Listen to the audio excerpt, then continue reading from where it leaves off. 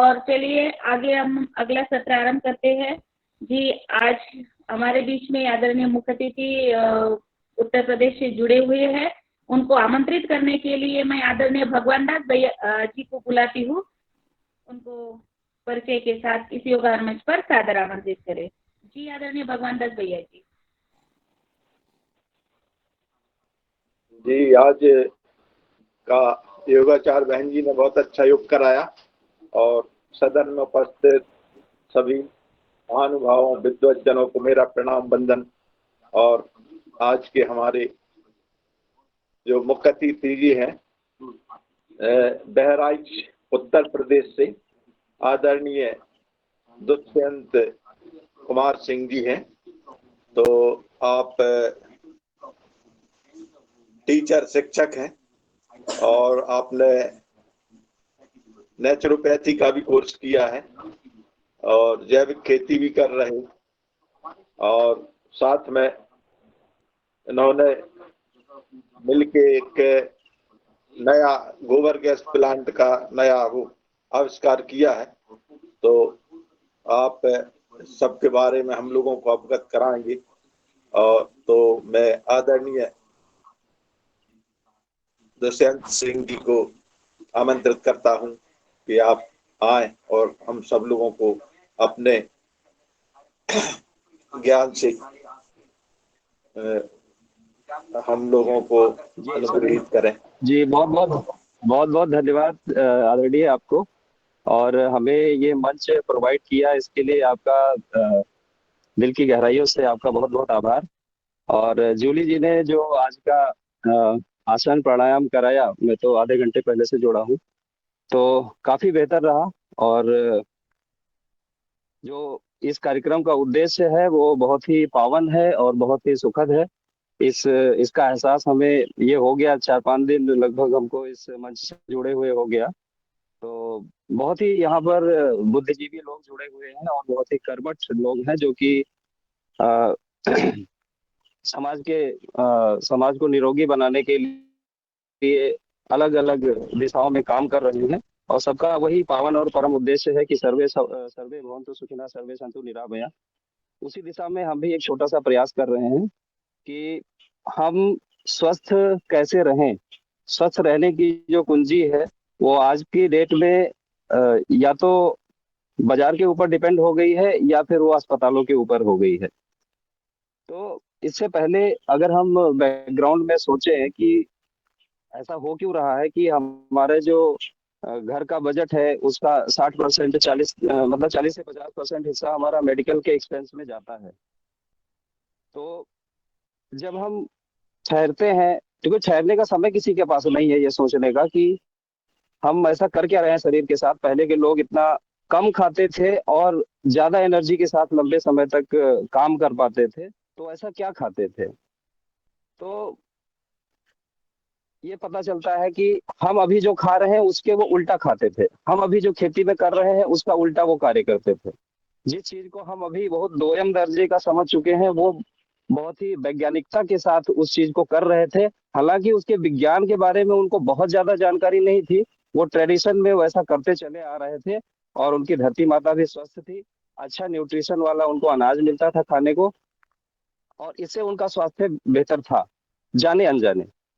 लेकिन जब से साइंस एंड टेक्नोलॉजी डेवलप हुई है तो चीजों को हमने समझा तो बहुत है, प्लांट के न्यूट्रिएंट्स को भी बहुत अच्छे से जान लिया है, लेकिन उनको कैसे देना है उसमें जहां पर बिजनेस है वो चीज तो लोग बयान कर रहे हैं और उसका प्रमोशन भी है।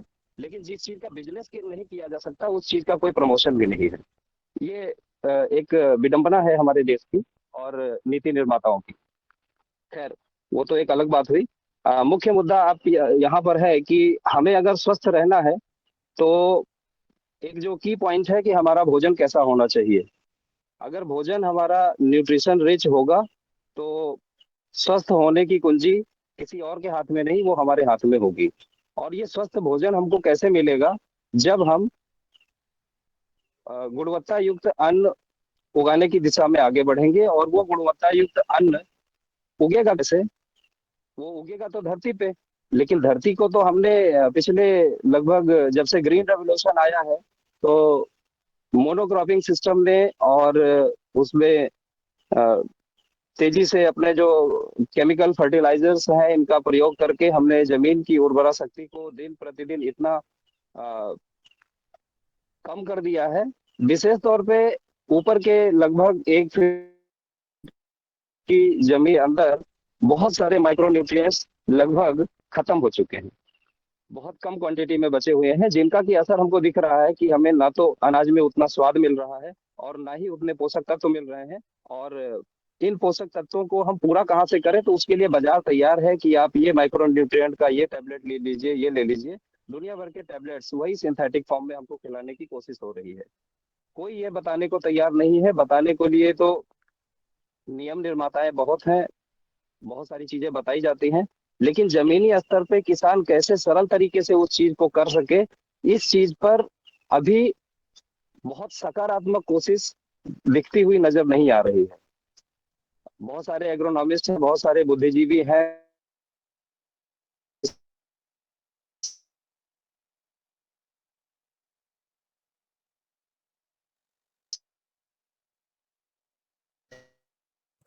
आवाज कट रही है। करें। आप भाई साहब थोड़ी जगह चेंज कर लीजिएगा, अभी ठीक थोड़े है? दूर जाइएगा।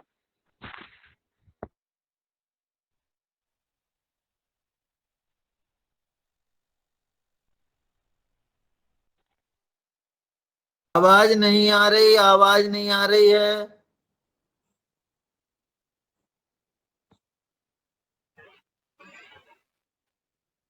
अभी ठीक हुई क्या? एक जी ठीक है। हाँ अभी आ रही है मगर आवाज आ रही है? आ रही सर, मैं यही बैठ लेता हूँ। आ रही। ठीक है, ठीक। जी जी, मैं अभी अपने खेत पे ही हूँ, वहीं से जुड़ने का प्रयास किया मैंने। तो भैया की सभी समस्याओं को बहुत ही सरल रूप से हमने जब से लगभग आज 5 साल से ऊपर हो गया हमको भी प्राकृतिक खेती की दिशा में काम करते हुए, तो बहुत कुछ देखा, जाना, सीखा, समझा। और जो समस्याओं को हम चूंकि वर्किंग है और ऐसी दशा में हम ये मानते हैं कि जो व्यक्ति को कैसे ही इतने सारे फार्मूलों को बना के कर पाएगा। क्योंकि प्राकृतिक खेती के बारे में इस मंच के मैं नहीं समझता कि कोई ऐसा होगा जो प्राकृतिक खेती के विषय को थोड़ा बहुत समझता, बेहतर तरीके से समझ रहा है। उसमें बहुत सारे फार्मूले अप्लाई कर रहे हैं लोग। कुछ सक्सेस में है, कुछ अधर में लटके हुए हैं। ऐसी स्थिति बनी हुई है। तो कैसे हम एक नए किसान को या जो खेती कर रहा है और जहां पर वो असफल हो रहा है, समस्या का सामना कर रहा है, उस चीज को हमने जब जमीनी स्तर पे देखा तो उसका विकल्प तलाशने की जब कोशिश की गई तो कुछ 2-3 चीजें हमने पकड़ी हैं और उनका बहुत ही सरल तरीके से लोग प्रयोग कर सकते हैं और वो उससे बहुत सफल खेती कर पाएंगे। ऐसा हमारा अनुभव है पिछले लगभग 1-1.5 साल का।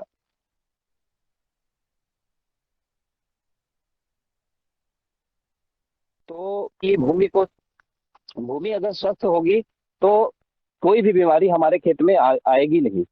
और भूमि को स्वस्थ कैसे बनाएं, भूमि को, जो प्लांट हमारे धरती माता के ऊपर खड़ा है, हमारी फसल के रूप में खड़ा है, हमारी बागवानी के रूप में खड़ा हुआ है, उसको जो भी न्यूट्रिशन चाहिए वो धरती माता से ही वो उठाएगा। और धरती माता प्लांट को न्यूट्रिशन अच्छे से प्रोवाइड करे, इसके लिए उसका स्वस्थ होना बहुत जरूरी है। अगर धरती माता बीमार होगी तो उसकी जो परिणति है बीमारी की, वो हमारी फसल में प्रदर्शित होती है। हमारी जमीन बीमार है और उसका रिफ्लेक्शन हमारी फसल में दिखता है। और हम उस फसल में सुरक्षा रसायन, बहुत सारे पेस्ट कंट्रोल, बीड कंट्रोल, ये सारे अप्लाई करते हैं और जिनका जो बैड इफेक्ट है वो हमारे उसके फसल के उसमें आता है रेजिड्यू इफेक्ट के रूप में, और वो हमारे शरीर में जाता है। तो धरती माता को स्वस्थ कैसे किया जाए, धरती माता स्वस्थ हो, इसके लिए हमें प्रयास ये करना होगा कि जो भी खेत का बायोमास है वो खेत पर रहे और जमीन जो है वो ज्यादातर आच्छादित रहे, तभी उसके अंदर अपने जो बैक्टीरिया है, सूक्ष्म जीव है, जो कि विभिन्न प्रकार के अवशेषों को सड़ा करके न्यूट्रिशन प्लांट को प्रोवाइड करने में मदद करते हैं। तो उन माइक्रोब्स के लिए घर हमारे खेत पर बना हो, इसके लिए जमीन का नंगा होना नहीं चाहिए। उसको कम से कम 1 इंच की मोटी परत, 1 से 1.5 इंच की मोटी परत ऐसी हो, अपने फसल अवशेषों से ढकी हुई होनी चाहिए, जिसके नीचे वो रह करके काम करेंगे और उस फसल अवशेष को सड़ा करके ह्यूमस में कन्वर्ट करेंगे। एक्चुअली प्लांट का जो रियल फूड है, जो न्यूट्रिशन जिसमें हर प्रकार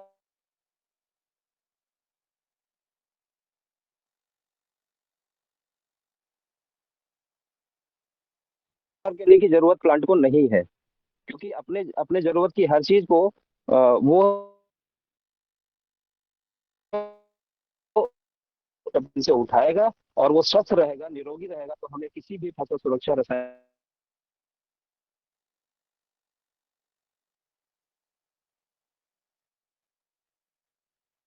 जी आदरणीय, आवाज कटती है, आप अपना ये बंद तो ठीक आएगी रूप में जी, बिना वीडियो के तो नहीं कटेगी जी। ओ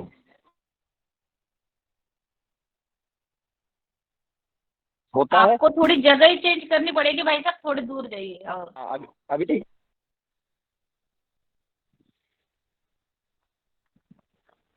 ये स्टेबल भी नहीं होने देगा आज। जी आ रहा है, अब आ रही है। ठीक है, हाँ आ रही। ठीक है। तो वीडियो बंद रखते हैं, अभी हम अपना विषय रख लेते हैं, फिर वीडियो ओपन करेंगे। तो अपने खेत में हमें ह्यूमस बढ़ाने के लिए जो उपाय अब तक हम करते आए हैं, उसमें बहुत सारे लोग जानते हैं जीवामृत का फार्मूला, जिसमें गुड़, गोबर, गौमूत्र और उसमें अपना दाल का बेसन, ये सब डालते हैं और उससे उसे प्रयोग करते हैं। लेकिन उसके एप्लीकेशन में भी प्रैक्टिकल लेवल पे बहुत सारी समस्याएं आती हैं। अगर एक छोटा किसान है 1-2 एकड़ का, तो वो कर सकता है, लेकिन अगर हमें लार्ज स्केल पे इसको करना पड़े तो समस्याएं बहुत सारी आती हैं। तो एक प्रैक्टिकल समस्या इसमें देखी गई कि इसको कैसे अप्लाई किया जाए। दूसरा, फार्मूले बताने को तो बहुत सारे बता सकते हैं, लेकिन हम मुख्य विषय पे आएंगे कि हम अपने खेत का ह्यूमस सरल तरीके से कैसे बढ़ाएं। तो सरल तरीके से बढ़ाने के लिए अ, हम लोगों ने जो भी अपना फसल अवशेष है, उसको खेत पर बिछा करके उसको उसी में मिट्टी में मिलाने का काम करना है। और ऊपर से हमें अपने पानी के साथ, सिंचाई के साथ में ऐसा लिक्विड फर्टिलाइजर देना है, जो कि पूरी तरीके से फिल्टर्ड फॉर्म में होगा और वो बहुत तेजी से आपके खेत के अवशेष को सड़ाने का भी काम करेगा, क्योंकि इसके साथ हम बैक्टीरिया कल्चर भी अप्लाई करेंगे, जो कि जो जीवों की कॉलोनी हमारे ऊपर की लेयर में बहुत कम बची है, उसको बढ़ाने का प्रयास करेगा। और वही जीव, वो जो कार्बन मैटर फसल अवशेष हमारे खेत में है, उसको डिकम्पोज करके ह्यूमस में कन्वर्ट करेंगे। दरअसल ह्यूमस की निर्मित हमारे खेत में होती है जो भी अपने प्लांट और एनिमल के वेस्ट होते हैं, जो भी जीव है उनका विष्टा होता है, जो जीव मरते हैं उनकी डेड बॉडीज होती हैं, ये सारी चीजें मिक्स होकर के एक जो काला भूरा रंग का पदार्थ तैयार करते हैं, यही ह्यूमस है। और ये ह्यूमस हर प्रकार के, जैसे पत्तियों में बहुत सारे न्यूट्रिएंट्स होते हैं, वो डिकम्पोज होकर के वो न्यूट्रिशन रिलीज करते हैं।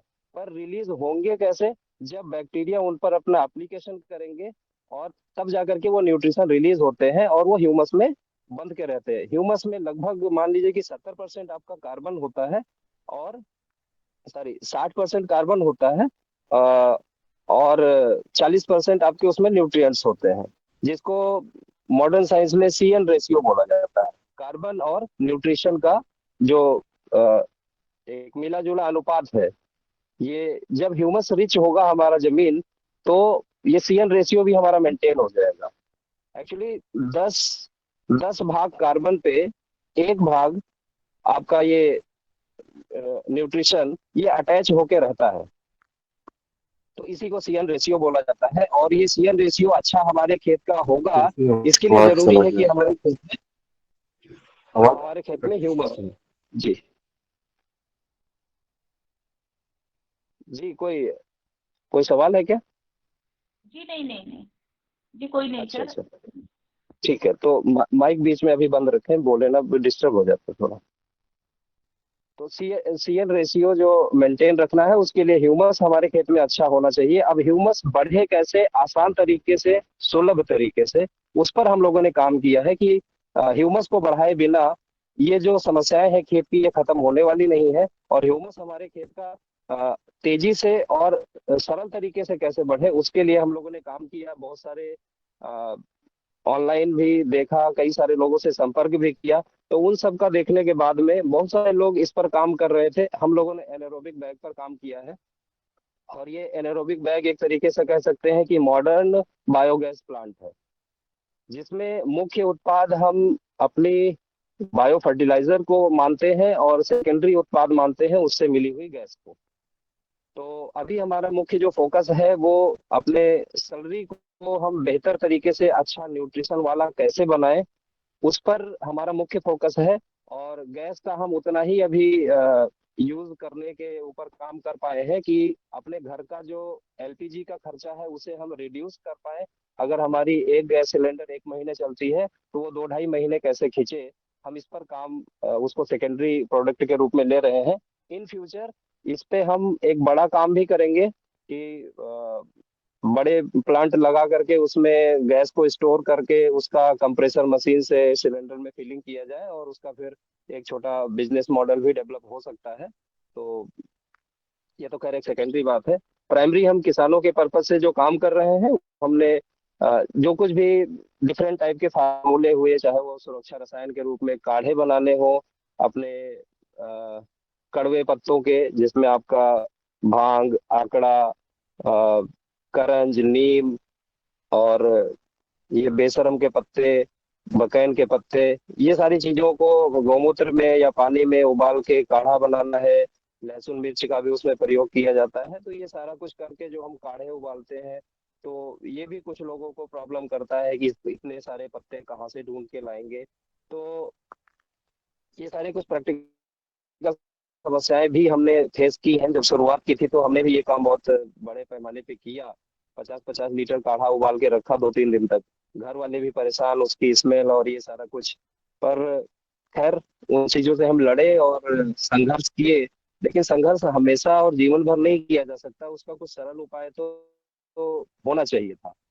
और अगर हम इतने बड़े पैमाने पर इसका प्रयोग करेंगे तो अपने आसपास अगर आप देखें तो ना तो उतने नीम के पेड़ बचे हैं, और ना ही ये सारे पत्ते जिनको हम अभी बात किए हैं ये भी उपलब्ध होते हैं। आप एक बार निकलिए तो बोरी लेकर ढूंढने के लिए, आप 4-5 किलोमीटर घूम आएंगे, लेकिन अगर 5-5 किलो पत्ते बटोर नहीं पाएंगे। क्योंकि हमने क्या किया है, फसल सुरक्षा रसायनों के नाम पे, बीडीसाइड के नाम पर पे, सब अपनी फसल के अलावा जो कुछ भी हमारे आसपास के खेतों में लगा है सब पे स्प्रे मार दो, सब जल के मर के खत्म हो जाए। क्योंकि उनकी न्यूट्रिशन वैल्यू को, उनके एप्लीकेशन को हमें पता नहीं है ना, हम अज्ञानी मनुष्य हो गए। पहले के लोग बहुत सारी चीजें समझते थे। तो इन चीजों का भी प्रयोग हम अपने इस बायोडाइजेस्टर टैंक में कराते हैं। तो बायोडाइजेस्टर टैंक हमारा 2 क्षमता का है। छोटे किसानों के लिए, ये जो अपनी 2 से 3 एकड़ की फार्मिंग करते हैं, उनके लिए 20x7 का, सॉरी 20x5 का बैग है, जिसमें 20 फुट इसकी लंबाई है और 5 फीट इसकी चौड़ाई है।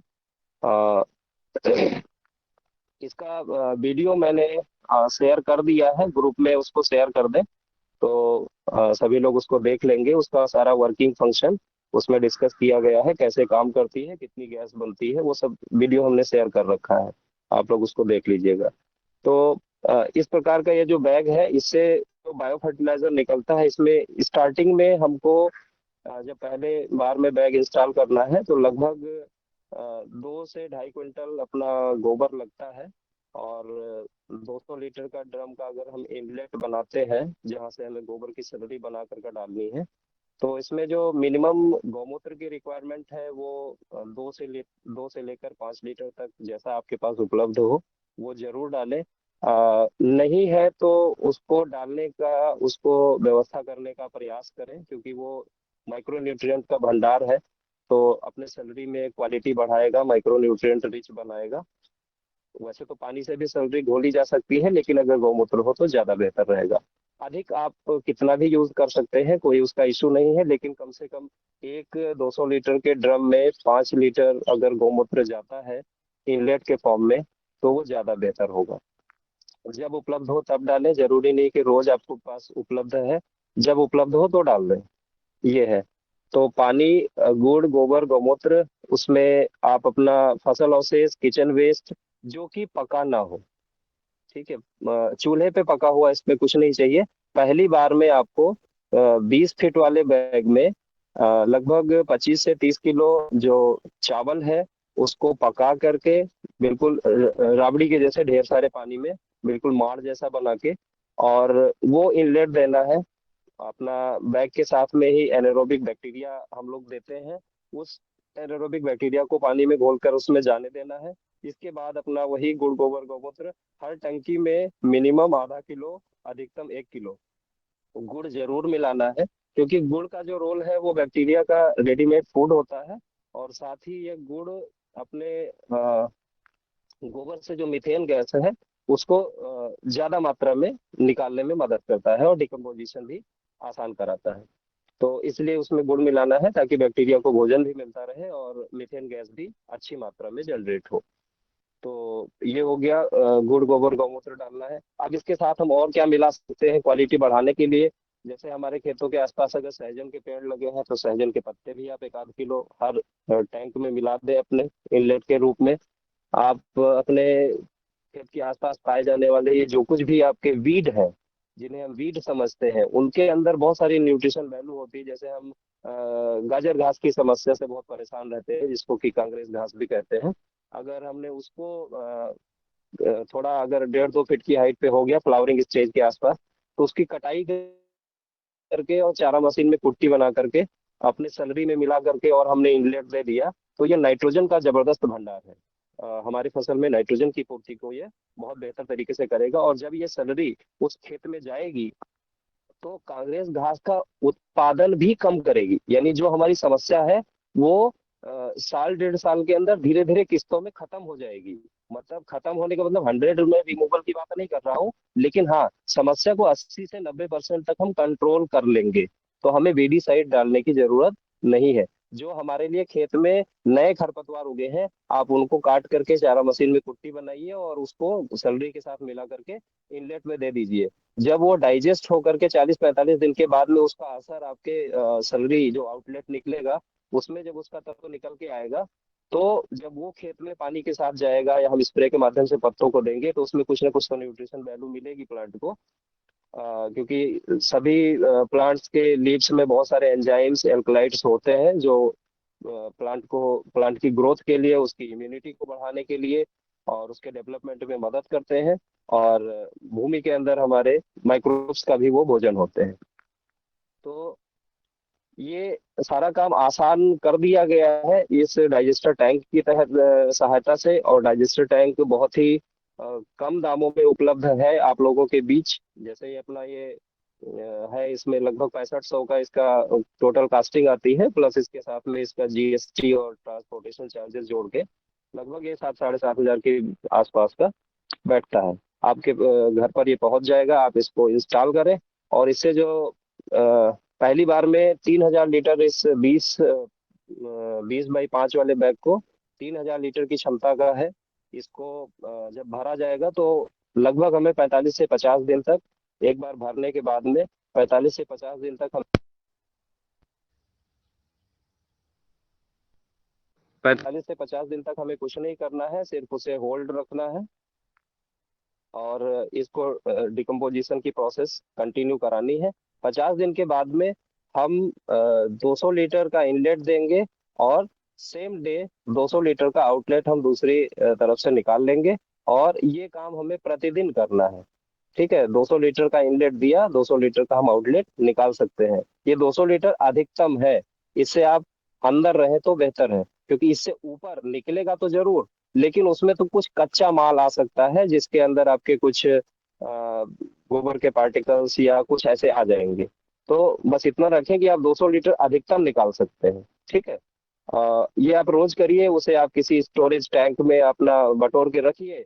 हफ्ते 10 दिन का स्टोर हो जाए 1000-2000 लीटर, तो आप अपने पानी के साथ इसके साथ में बैक्टीरिया कल्चर मिला करके पानी के साथ दे दीजिए। तो ये मिट्टी के स्वास्थ्य को अपने खेत में ह्यूमस को बढ़ाने का काम करेगा। लेकिन ह्यूमस तो बढ़ेगा तब जब अपने खेत में फसल अवशेषों को बिछा करके हम उसकी मिक्सिंग कर देंगे। यानी फसल अवशेष हमारे खेत में होने चाहिए, जिसको कि बैक्टीरिया डिकम्पोज करेंगे। ह्यूमस ह्यूमस वाला पानी समझ लीजिए, ये जो बायो फर्टिलाइजर है, न्यूट्रिशन और ह्यूमस का पानी, ये जाएगा और अच्छे से हमारे खेत के अंदर इसकी मिक्सिंग करके अपना खेत के अंदर ह्यूमस बढ़ाने का काम करेगा। और इससे ज्यादा तो नहीं कहता, जो कि प्रैक्टिकल एक्सपीरियंस है, जो लोग इसको 1.5 साल से लगभग यूज कर रहे हैं, उनके खेत का कार्बन परसेंटेज 0.8 था जब उन्होंने इस बैग को अपने खेत पर अप्लाई किया था। और लगभग 1.5 साल से 3 फसल चक्र के दौरान उन्होंने जो कुछ भी इसका एप्लीकेशन स्प्रेयर या अ, नीचे से या फर्टिगेशन के रूप में, और सिर्फ इसी का प्रयोग किया, शेष उनको बाजार से कुछ भी खरीदने की जरूरत नहीं पड़ी। और फर्टिगेशन करते करते उनको बेहतर उत्पादन मिला, जो केमिकल फर्टिलाइजर और दुनिया भर के तीन तमाशा करके पाए थे, उसी के इक्विवेलेंट उनको भी उत्पादन आया। और डे बाय डे उनका उत्पादन लगातार बढ़ता जा रहा है। क्योंकि ये होता है, जब हमारी भूमि स्वस्थ हो जाती है तो हम ये कल्पना नहीं कर सकते कि उत्पादन वो कितना दे सकती है। क्योंकि लगभग 3-4 हजार साल पहले का अगर इतिहास देखें तो भारत का जो अनाज का एक्सपोर्ट था, वो लगभग विश्व में 34% का भाग हुआ करता था। तो वो 34% कब था? हमारे पास ना तो हमारा ग्रीन रेवोल्यूशन था, ना यूरिया डीएपी पोटास था। तो ये 34% का हिस्सेदारी कैसे विश्व में हो रही थी? जाहिर सी बात है, उस समय ऐसी टेक्नोलॉजी थी या लोग ऐसा बिहेव कर रहे थे कि हमारी भूमि स्वस्थ थी। और वो जब स्वस्थ भूमि होगी तो वो क्या कुछ कर सकती है, इसका हम अंदाजा भी नहीं लगा सकते। तो भूमि लगातार हमारी स्वस्थ होगी। हम कार्बन परसेंट 1 की बात करते हैं, 1 हो जाए, 1.5 हो जाए, हम 3% तक का गारंटी लेते हैं कि अगर आप 3 साल तक इसको कंटिन्यू यूज करते हैं तो आपके खेत का कार्बन परसेंटेज, जिसकी बात होती है सॉइल रिपोर्ट में, कि 1% होना चाहिए, 1.5% होना चाहिए। और इसको अचीव करना एक थोड़ा मुश्किल काम है, बहुत मेहनत करनी पड़ेगी। उस मेहनत को हमने बहुत ही सरल तरीके से उपलब्ध करा दिया है, जिसको कि लोग अप्लाई करें। सिर्फ इसमें एप्लीकेशन करना है। आपके पास जो कुछ भी खेत की समस्याएं हैं खरपतवार के रूप में, उनको आप छोटा छोटा पीस बनाइए, चारा बनाइए उनका, और सलरी के रूप साथ में उसको इनलेट दे दीजिए। और सहजन के पत्ते जरूर डालिए। अपने पास अगर एलोवेरा लगा है तो एलोवेरा के पत्ते भी इसमें डालिए, ताकि आपका जो कीट प्रबंधन का काम है वो भी आपको अलग से फार्मूला बनाने की जरूरत ना पड़े। इसमें कीट प्रबंधन के भी गुण आ जाए। साथ में न्यूट्रिशन तो है ही है। तो न्यूट्रिशन और कीट प्रबंधन जब दोनों ही हमें मिलेगा, हम जमीन से भी अप्लाई करेंगे, हम फॉलियर स्प्रे के भी रूप में देंगे। हर 10 दिन पे हर फसल पे आप अप्लाई करिए। फसल कोई सी भी हो, आप सब्जी लगा रहे हो, फल लगा रहे हो, आप अनाज कर रहे हो, कुछ भी करिए, आपको सिर्फ एक एप्लीकेशन करना है अपना। बैक्टीरिया शुरुआत में आपको लगभग साल भर इसके साथ में बैक्टीरिया भी चलाना पड़ेगा। इसके बाद में बैक्टीरिया भी देने की जरूरत नहीं है, क्योंकि हमारे खेत के अंदर अगर हम फसल अवशेष मिला रहे हैं और ये हमारा पानी जा रहा है, तो बैक्टीरिया के लिए पर्याप्त एटमॉस्फेयर बन जाएगा, वो अपना सरवाइव कर लेंगे। और साथ ही एक विनती ये भी है आप सभी से कि जो भी ये प्राकृतिक खेती को अस्थायी रूप से आयाम देना चाहते हैं, तो अपने खेत की जो मेड़ है, खेतों में मेड़ का होना जरूरी है। और उस मेड़ पर पेड़ होने चाहिए। अगर पेड़ नहीं होंगे तो हम जो कुछ भी एप्लीकेशन किए हैं अपने बैक्टीरिया को ऊपर के 6-8 इंच की जमीन में पालने का, वो बैक्टीरिया फिर जब मई जून की दोपहरी में जमीन तपेगी और वो 50-55 डिग्री का टेम्परेचर पहुंचेगा, तो उस समय इनके सर्वाइवल के लिए समस्या पैदा हो जाएगी और वो मर जाएंगे। तो हमें बार बार ये डालना ना पड़े बैक्टीरिया। एक बार 1 साल हमने अप्लाई कर लिया और वो फिर वो परमानेंट आपके खेत में बन के रहे, इसके लिए जरूरी है कि आपके खेत की बाउंड्री पर आपके पेड़ होने चाहिए। और वो पेड़ आपके यूकेलिप्टिस और सागवन ये नहीं होने चाहिए। इनको छोड़ करके बहुत सारे पेड़ हैं, जिसमें आपका सहजन है, जिसका यूज आप इसमें कर पाएंगे। आपके उसमें नीम है, करंज है, जामुन है, महुआ है, कटहल है। और आप इसमें किसी एक कोने में आप बरगद का भी एक पेड़ लगा सकते हैं, जो कि बायोडायवर्सिटी को मेंटेन रखेगा। और इसके नीचे की जो मिट्टी होगी वो माइक्रोबायल रिच होगी। और माइक्रोबायल रिच होगी, तो यहाँ से आप मिट्टी भी ला करके आप अपने इसके अ, उसको अलग कल्चर बना करके आप अलग से एक जीवामृत का फार्मूला है उसको भी आप अप्लाई कर सकते हैं। तो वो सब करने की जरूरत नहीं है। बस कुल मिला के हमें ये समझना है कि हमारे खेत में जो हम बायोडायवर्सिटी को बना रहे हैं, केले के पेड़ लगा लीजिए, बहुत सारे ऐसे पेड़ हैं जो हमारे लिए उपयोगी है। एक एक दो दो पेड़ सभी के आप लगाइए, बाउंड्री को पूरा पेड़ों से रिच रखिए, और उसके किनारे पे आप अपना तार बाड़ कर सकते हैं, उसमें अपनी बेल वर्गीय सब्जी लगा सकते हैं। तो एक फसल भी हमारी उसके बाउंड्री पे पैदा हो जाएगी। पौधे भी हमारे खड़े हैं जिनसे हम समय समय में फल पाएंगे अलग अलग खाने को, और सब्जियों के रूप में भी उनका प्रयोग करेंगे, और उनके जो फसल अवशेष पत्तियां गिरेंगी वो हमारे खेत में पड़ेंगी, और वो छाया भी नहीं करेंगे, क्योंकि बीच बीच में हम उसकी थोड़ी बहुत काट छाट भी करते रहेंगे, मैनेज करते रहेंगे, और उन पत्तों को हम चारा मशीन में चॉप करके अपने गाय को खिला सकते हैं। नहीं गाय है तो उनको चॉप करके हम अपना गोबर की सब्जी के साथ मिला करके टैंक में जाने देंगे। हर कुछ बायोडिग्रेडेबल। आपके पास किसी फल वाले के यहाँ से आपको मिल जाए कचरा, वो आप वो ले लीजिए, आप उसको भी इसमें डाइजेस्टर टैंक में डाल सकते हैं। तो जो कुछ भी बायोडिग्रेडेबल वेस्ट है, किचन वेस्ट है, ये रोज का रोज आप उसमें अपने सब्जी के इनलेट में दे सकते हैं। और इस प्रकार से हम लोगों ने अप्लाई किया है, बैक्टीरिया पर काम कर रहे हैं, बायोडाइजेस्टर टैंक पे काम कर रहे हैं, और इसको अप्लाई कर किसान बहुत ही सरल तरीके से अपनी खेती को सक्सेस मॉडल के रूप में डेवलप कर सकता है। और जहाँ तक ये बात है कि ये बोला जाता है कि प्राकृतिक खेती अगर कोई स्टार्टिंग से करना शुरू करेगा तो पहले 2-3 साल तक तो उसे घाटा सहना पड़ता है। तो ये सारा कॉन्सेप्ट बिल्कुल जीरो हो चुका है। हम पहली फसल चक्र से ही आपको हम सक्सेस दिलाएंगे, उसके लिए पूरी तैयारी है। जो डाइजेस्टर टैंक लगवा लेते हैं वो बहुत अच्छा है, नहीं तो जो डाइजेस्टर टैंक नहीं लगा पाते हैं उनके पास ऐसी दिक्कत है। तो उसके लिए हम लोगों ने बाहर से लैब मेड उत्पाद भी बनाए हैं जो कि पूर्ण जैविक है। आप उत्पादों की मदद से चलिए, लेकिन परमानेंट उपाय यही है कि आपको अगर लंबे समय तक टिकना है तो आपको इस डाइजेस्टर टैंक की मदद से बहुत सरलता से आप अपनी खेती को कर पाएंगे। हम उत्पाद भी उपलब्ध कराने की स्थिति में है, हम बैक्टीरिया कल्चर भी उपलब्ध कराने की स्थिति में है। हमने ये उपाय भी आपको दिया है।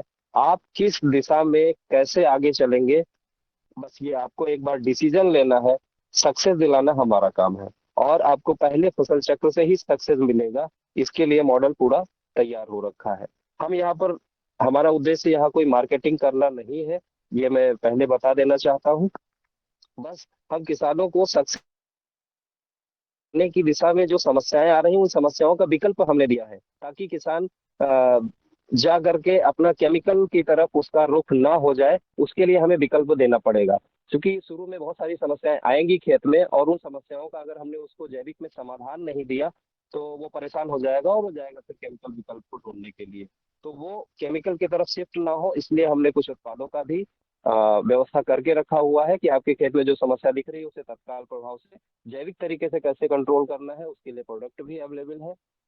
बैक्टीरिया कल्चर जो कि अगर आप लगातार यूज करते हैं तो खेत में आपका जो नाइट्रोजन फिक्सिंग बैक्टीरिया है 4 वैरायटी के, वो भी उसमें पूरी उसका रेंज अवेलेबल है।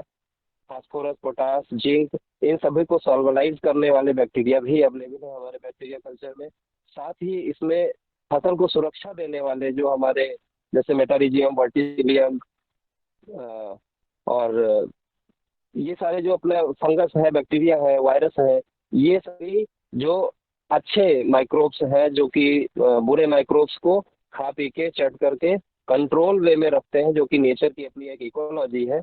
वो बैलेंस तभी होती है जब नुकसान करने वाले जीव कम हो और फायदा पहुंचाने वाले जीव ज्यादा हो। तो कम वाले जो नुकसान करने वाले हैं वो सप्रेस होकर रहते हैं। ऐसा नहीं कि 100 वो खत्म हो जाते हैं। इकोलॉजी में हर जीवों को जीने का अधिकार है, अच्छे वाले भी और बुरे वाले भी। लेकिन अगर बुरे वालों की संख्या बढ़ जाएगी और अच्छे वालों की संख्या कम हो जाएगी, जो कि आज की स्थिति खेत में हो रखी है, अच्छे माइक्रोब्स घट गए हैं और बुरे माइक्रोब्स बढ़ गए हैं। बुरे का मतलब वो जो हमारी फसल को, शाकाहारी जीव जो हमारे फसल को पत्तियों को खाते हैं, जड़ों को खाते हैं, और नुकसान करते हैं तो हमारे लिए बुरे हुए। उनकी संख्या इसलिए बढ़ गई है क्योंकि अच्छे वालों की संख्या घट गई है। तो हमें अच्छे वालों को बचा देना है, फिर वो इकोलॉजी नेचर बैलेंस खुद कर लेगी, उसके लिए हमें कुछ ध्यान देने की जरूरत नहीं है। तो बैक्टीरिया कल्चर में हमारे फसल की सुरक्षा देने वाले भी माइक्रोब्स अवेलेबल है, और फसल को न्यूट्रिशन प्रदान करने वाले भी माइक्रोब्स अवेलेबल है। न्यूट्रिशन वो बनाते नहीं है, अगर न्यूट्रिशन के पार्टिकल्स आपके जमीन में अवेलेबल है तो उनको वो अवेलेबल फॉर्म में कन्वर्ट करके जैसा प्लांट चाहता है उस रूप में कन्वर्ट करके उसको उपलब्ध कराने का काम ये माइक्रोब्स का होता है। ठीक है। और बस यही है हमारा काम। और आज का विषय मेरे ख्याल से खत्म हो चुका है, क्योंकि 7:40 पर हमें विराम देना था। तो अब चाहेंगे कि अगर कोई प्रश्न हो या अब तक के बताए गए उससे कुछ डाउट निकले हो तो आप पूछ सकते हैं। ओम।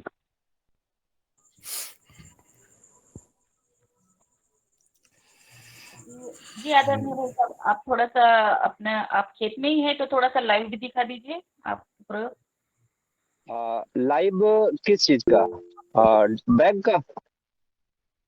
जी जी, खेती का भी दिखा दीजिए, आप क्या कैसे कर हाँ रहे जी, हैं। हाँ जी, हाँ जी, बिल्कुल बिल्कुल बिल्कुल बिल्कुल, मैं दिखा रहा हूँ।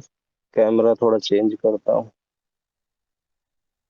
आपके खेत में क्या है, क्या थोड़ा सा हमें थोड़ा सा दिखाइए। डाइजेस्टर टैंक दिखा दें। डाइजेस्टर टैंक मेरा अभी मैंने नहीं लगाया हुआ है। डाइजेस्टर टैंक हमारा अभी आ रहा है, ट्रांसपोर्ट में है, 2-3 दिन में आ जाएगा लगाने के लिए। बाकी हमारे और साथियों जो लगा रखा है, मैं उनके अनुभव बता रहा हूँ। उन्हीं के एक वीडियो मैंने भी शेयर भी किया है, तो वो आपको मिल जाएगा। हमारे पास ये अवेलेबल हो जाएगा, 2 महीने में फंक्शन करने शुरू कर देगा। वीडियो चेंज नहीं हो पा रहा है, कैमरा कैसे चेंज, इसको कैमरा कैसे चेंज करेंगे? ऊपर से ऊपर गोल निशान बना है, राइट साइड, उल्टा राइट साइड करके गोल दिखा दो। निशान बना है। ठीक है, ठीक है, ठीक है, हाँ बन गया। तो ये हमने अपना बेड बना रखा है जिस पर हमने आलू की बुवाई कर रखी है। यही गन्ना बोने वाली जो ट्रेंच मशीन होती है उस चीज से हमने बना रखा है। 2 साइडों में ये एक बेड है, इस बेड के दोनों साइडों में इस धार पे हमने आलू लगाए हैं, और इसके बीच में हमने चने की बुआई करनी। एक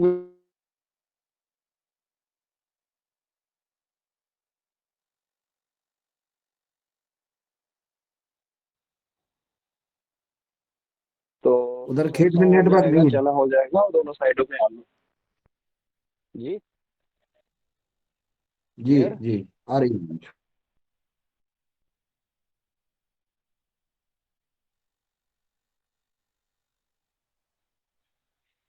भाई साहब, आपकी आवाज थोड़ी सी कट रही है, तो थोड़ा। लगभग हाँ, वो जगह बदल रही है ना। तो ये गोभी लगा हुआ है अभी, लगभग 8 दिन का प्लांटेशन हुआ है गोभी का।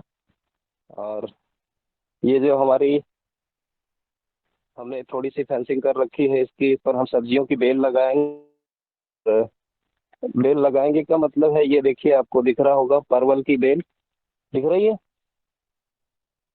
जी, जी जी परवल की बेल दिख रही है। जी, जी, हाँ दिख ये रही है। परवल हमारे 5 पेड़ लगे हुए हैं। थोड़ी दूरी पर ये 5 पेड़ लगे हुए हैं नाली के किनारे। नाली के अंदर हमने भिंडी लगा रखी है, कुछ 2-4 हमें जर्मिनेट होती दिख रही हैं। ये भिंडी इसी के किनारे दोनों साइडों में लगा हुआ है। ये हमारा ये लगा लेमन, लगभग 10 प्लांट लगा हुआ है। उधर हमने अभी अमरूद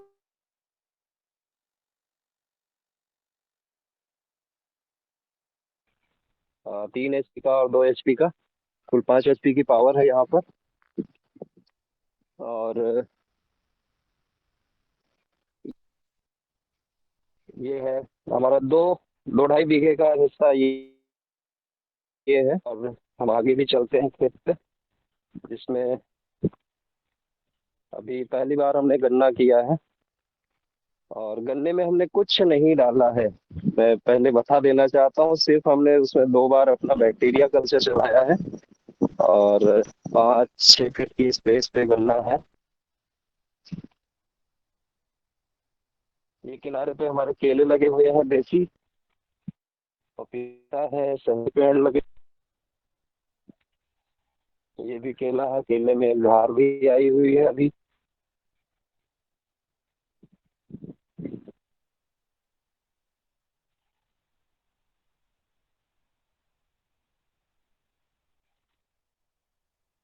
ये हमारा से अपना तो अब धीरे धीरे ये सारी समस्याएं खत्म हो जाएंगी, उपलब्ध हो जाएगा। तो ये है गन्ना।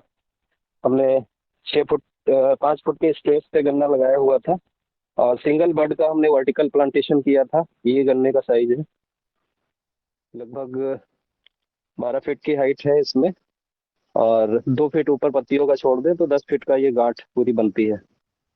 सभी गन्ने स्वस्थ हैं, आंखें बिल्कुल जबरदस्त।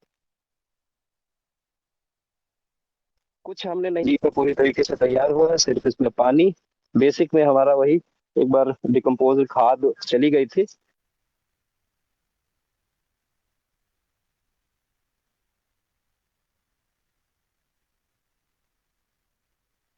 और बाद में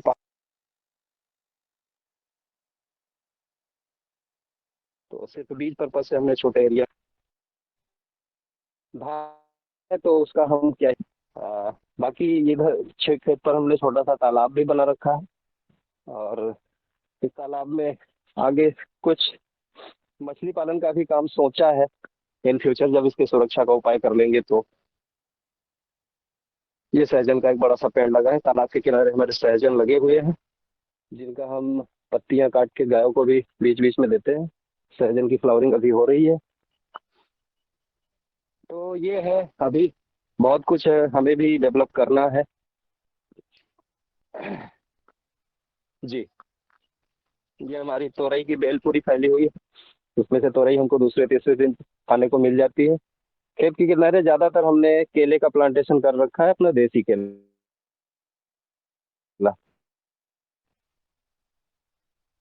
जो कि सब्जी भी देता खाने को। हमारे जो प्रश्न हो ये हमारा इन फ्यूचर सैलरी को ला करके घर से, क्योंकि हम अपने टैंक डाइजेस्टर टैंक को घर पे एप्लीकेशन करेंगे छत पे, ताकि गैस हमारी घर पे यूज हो, और वहां से हम ये 200 लीटर का ड्रम है, ठेलिया पे लाद के लाएंगे और देंगे। ये हमारा अब तक जो अप्लाई किया है, उनके ड्रम टंकियां रखी हुई हैं, इन्हीं सब में अपने बैक्टीरिया कल्चर वगैरह डेवलप करते थे क्या, करते हैं भी। और बस ये। जी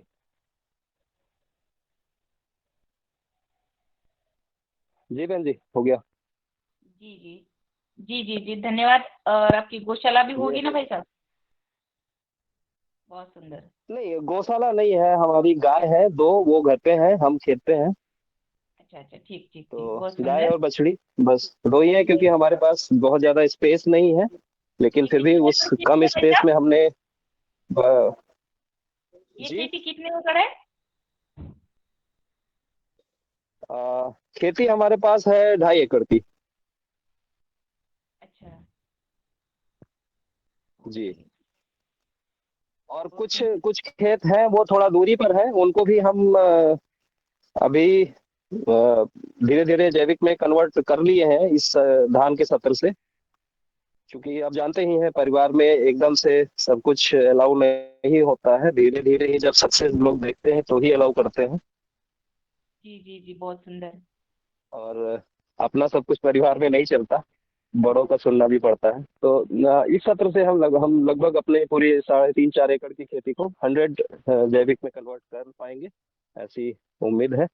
क्योंकि इस बार धान की जो सक्सेस देखी है पिताजी ने, वो काफी खुश है उस चीज को देख करके। और आगे जो हालांकि उनको समस्या ये होती है कि इतनी ये मेहनत करता है, और इतनी मेहनत तो नहीं करनी चाहिए थी, पर मैं क्या हूँ कि मैं इस बात में विश्वास हूँ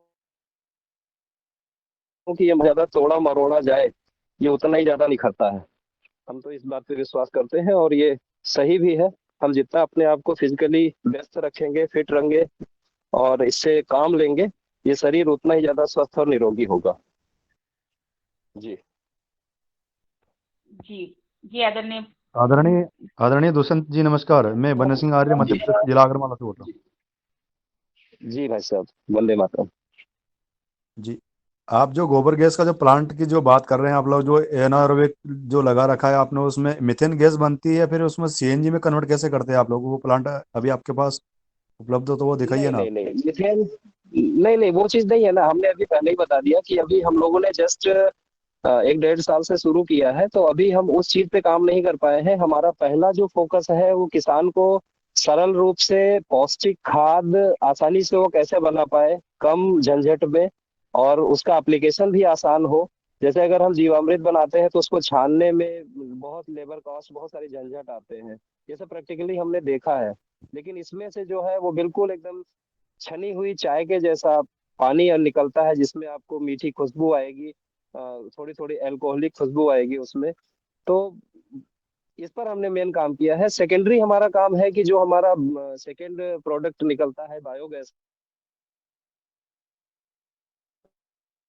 सिर्फ इस पर्पज से यूटिलाइज किया है कि लोगों को अपने जो ट्रक टायर होते हैं बड़े से, उससे वो गैस को स्टोर करके अपने खेत से अपने घर तक लेकर जाए और वो घर में कनेक्शन बना ले और ऐसे अप्लाई करें। कुल मिला के अभी जुगाड़ू वाली व्यवस्था है। तो हमने अपने घर पे ही उसको इंस्टॉल करने का बना लिया मन। तो ये काम नहीं करना पड़ेगा, हम केवल सैलरी को ढोकर लाएंगे और खेत पे डालेंगे। तो कोई कोई ये काम करेगा, कोई इसका उल्टा करेगा। तो अभी हमारा फोकस यहाँ है। बड़े पैमाने पर इसको करने के लिए काम चल रहा है और संभवतः हम इसमें आगे 6 महीने के अंदर इस स्थिति में होंगे कि जो भी कंपनियां हैं जो ऐसा गैस को कंप्रेस करके एलपी और एलपीजी सिलेंडर में भरने की व्यवस्था जो दे, तो उन चीज़ों से थोड़ा टाई अप करके जो किसान इस क्षेत्र में आना चाहते हैं कि उनके पास बहुत सारा गोबर है, तो कई सारे वो डाइजेस्टर टैंक लगवा करके, और स्टोरेज टैंक भी है फॉर्म में ही, तो उसमें वो स्टोर करें और उस स्टोर को कंप्रेस करके एल्डर में भर के वो अपना थोड़ा बिजनेस मॉडल भी शुरू को प्रोवाइड कर सकते हैं। 700 रुपये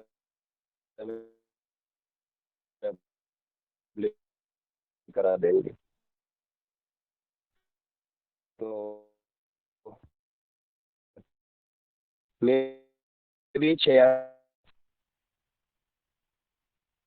जी जी जी जी जी धन्यवाद आदरणीय भाई साहब। और आगे दुबे सर ने भी हैंड रेज किया है, तो सबसे पहले मैं आदरणीय पवन कुमार सर को सादर आमंत्रित करती हूँ, फिर सबके हैंड राइज लिए जाएंगे। जी आदरणीय पवन कुमार सर। ओम नमस्कार, धन्यवाद रंजना जी। बहुत सुंदर आज के हमारे मुख्य अतिथि ने बायोगैस के ऊपर जो काम कर रहे हैं।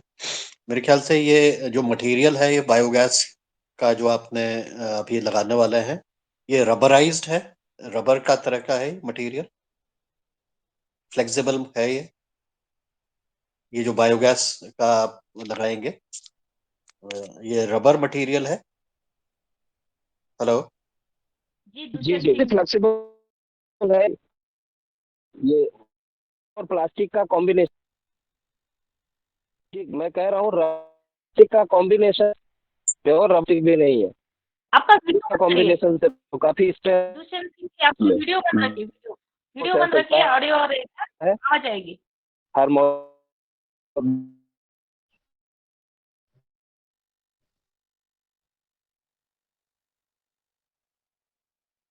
हाँ जी हाँ ठीक है। जरा इधर उधर शिफ्ट हो जाइए, जरा आवाज नहीं आ रही आपकी। बहन जी अब आवाज आ रही है मेरी? जी मैं शिफ्ट ही हो रहा हूँ, और जब आ जाएगी तो बता देना।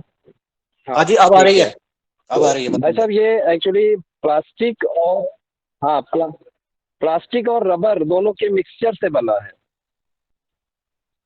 प्लास्टिक और रबर के मिक्सचर से बना हुआ है, तो काफी इसकी स्ट्रेंथ है इसमें। बस इसकी लाइफ क्या है? जहां से बन के आता है उसकी लाइफ का कोई वारंटी गारंटी दिया है इन्होंने?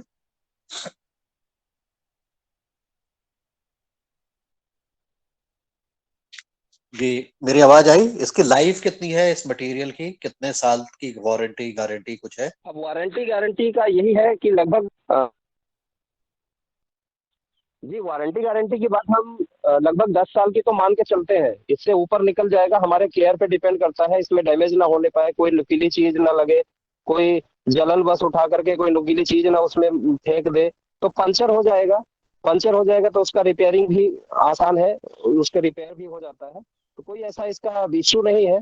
और लगभग 90% तो ये हमारे द्वारा डाला गया इनलेट पानी में कन्वर्ट कर देता है।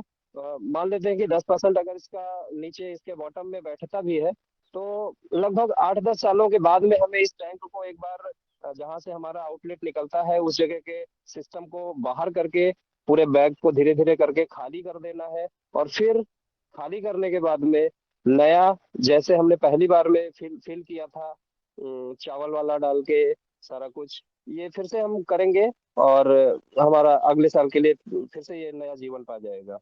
यही है। हम जी 10 जी। साल तक तो मान के चलते हैं कि इसमें अगर कोई डैमेज विशेष ना हो बड़ा, जो कि नुकीले धारदार चीजों से इसको बचाना है, वही एक सुरक्षा का है। बाकी से इसमें कुछ प्रॉब्लम आने वाली नहीं है। जी जी जी, धन्यवाद। और इसको आपने कहा कि आप खेत में इसको लगा रहे हैं या आप कह रहे थे छत में लगा रहे हैं? आवाज बीच में क्लियर नहीं हाँ हो रही थी। हाँ, घर की छत पे लगाएंगे, घर की छत पे लगाएंगे। तो इसके अंदर जो मटेरियल आएगा उसको छत तक के पहुंचाने का क्या व्यवस्था आपने सोच रखी है? क्योंकि 200 छत पे किलो पहुंचाने का वजन क्या, नहीं नहीं, 200 किलो नहीं, 200 लीटर का हमें घोल बनाना है जिसमें गोबर मात्र 20-25 किलो लगेगा, मतलब 2-2.5 तसला लगने वाला है। तो वो तो आसानी से छत पे हम ले जा सकते हैं, 1-2 बार में डाल देंगे। जी जी जी, बहुत बढ़िया, बहुत सुंदर। और कल कल सुबह हमें जो डालना है वो खेत का अवशेष कचरा, वो चारा कुट्टी करके हम शाम को ही रखेंगे और 1-2 तसला हम वो भी उसमें डाल देंगे, चला जाएगा। वो कोई इशू नहीं है, वो तो आधे घंटे का काम है, घोल के सब खत्म हो जाएगा। अच्छा अच्छा, ठीक है, और बहुत एक बढ़िया। डेढ़ घंटे की मेहनत, 1-1.5 घंटे की मेहनत तो हम घर खेत में करते ही हैं सुबह। वो तो रोज का रूटीन है। जी तो जी रूटीन के काम में ही वो रहेगा, अलग कुछ नहीं करना। जी जी, बहुत अच्छा, बहुत बढ़िया, बहुत सुंदर। बायोगैस के ऊपर ये जो आपने बताया है, मेरे ख्याल से उसका जी। उपयोग करना चाहिए। मुझे लगता है कि ये मैंने कहीं पढ़ा था, ये इस तकनीक का पहले भी कहीं पर इस्तेमाल हुआ है। मुझे हाँ याद नहीं आ बिल्कुल रहा है। बिल्कुल हो रहा है। गुजरात में बहुत सारे भाई हैं जो इस चीज पे काम कर रहे हैं। 2-3 ने तो बड़ी बड़ी कंपनियां बना रखी हैं। हालांकि वो महंगे दे रहे हैं, लगभग 20,000 के आसपास का उनका खर्चा आता है। लगभग ये 40x5 वाला, तो उनका लगभग 20,000 के खर्चे में आता है, जो कि हम लोगों ने मात्र 12,000 से 12,500 में होम डिलीवर कराने की व्यवस्था कर रखी है। तो हमारा उद्देश्य यही है कि जो हमारा लागत मूल्य है उसमें दाल रोटी भर का थोड़ा बहुत मार्जिन मिल जाए और कम से कम खर्चे में किसान को हम अच्छी चीज उपलब्ध करा दें जो कि टिकाऊ हो, मजबूत हो और सरलता से वो अपने खेत को सक्सेस मॉडल के रूप में ले जाए। वो व्यवस्था पे हम लोग काम कर रहे हैं।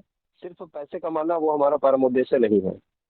जी जी, बहुत सुंदर, बहुत बढ़िया, बहुत सुंदर। अच्छा, तो इसके जब आपके वहाँ लग जाएगा तो आने वाले दिनों पर उसको एक अवसर मिलेगा तो उसको देख सकते हैं, या उसकी आप कोई वीडियो होगी या कुछ होगा हाँ बिल्कुल बिल्कुल, हम उसको हाँ आप? आने वाले, हाँ, बिल्कुल बिल्कुल हम लाइव लाइव देंगे।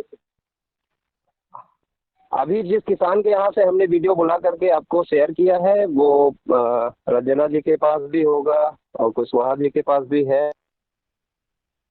वो आपके जो होगा उसमें वो शेयर कर दें, आप सभी लोग उसको देख सकते हैं। वर्किंग करते हुए हैं, पूरी डिटेल उसमें बताई गई है कि सैलरी का इफेक्ट से प्लांट को क्या फायदा मिला है और जिस पर अप्लाई नहीं किया है सेम एज का प्लांट कितना बौना रह गया है। और उसकी गैस को भी लाइव दिखाया गया है, कुकिंग करते हुए सीधे डाइजेस्टर टैंक से नलकी को निकाल करके गैस चूल्हे में लगा करके और चाय बनाते हुए भी दिखाया गया है। तो ये सब कुछ लाइव है, आप उसमें सारी डिटेल उसको समझ सकते हैं। तो ये वीडियोस अगर शेयर कर देंगी तो ग्रुप में आप सभी उसको देख पाएंगे। जी जी, बहुत सुंदर दुष्यंत जी। और बिल्कुल लाइव खेत से ही उस वीडियो को बनाया गया है वर्किंग।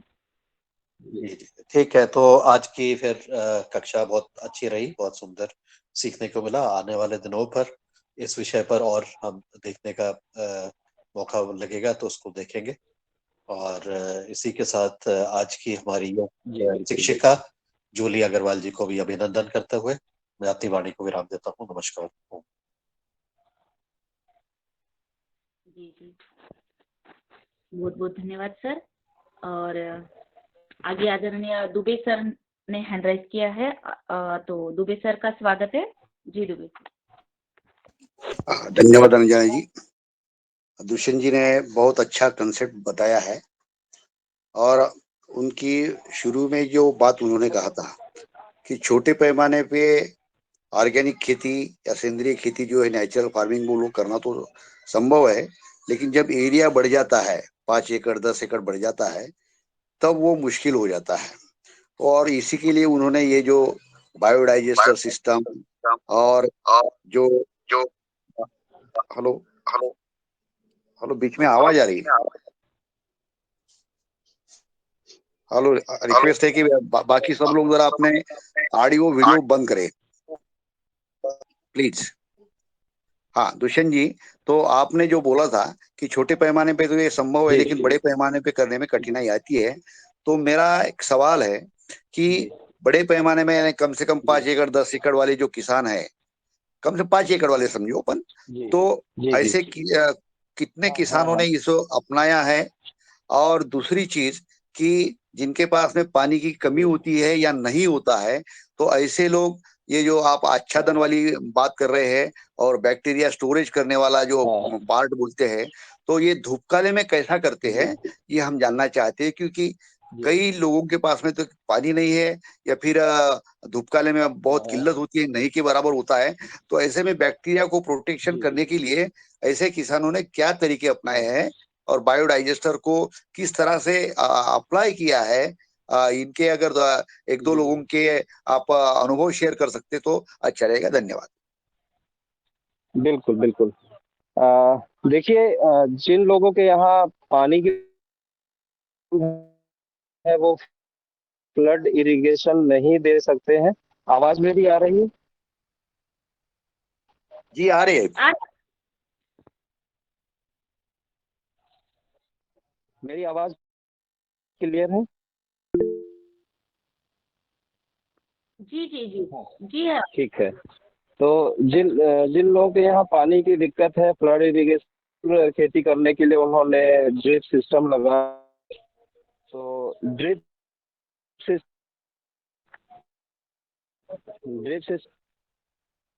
बिल्कुल ड्रिप